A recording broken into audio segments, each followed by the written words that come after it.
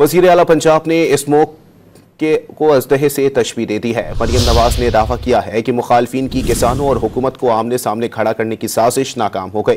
काला शाह काकू में किसानों को ज़रई मशीन सुपर सीड देने की तकरीब से खिताब में PTI हुकूमत पर नाम लिए बगैर तंज किया कि हुकूमत में आए तो गाली, फितना और फसाद और कारकर्दगी सिफर रही।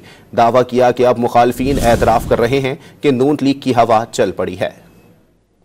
किसान भाई हैं, उन्होंने जो एक साजिश की जा रही थी हुकूमत और किसान के दरमियान गलत फहमी पैदा करने की, पंजाब के अंदर लड़ाई झगड़ा फितना फसाद कराने की, जो कि उनका काम है करना, चाहे वो हुकूमत में हो या हुकूमत से बाहर हो।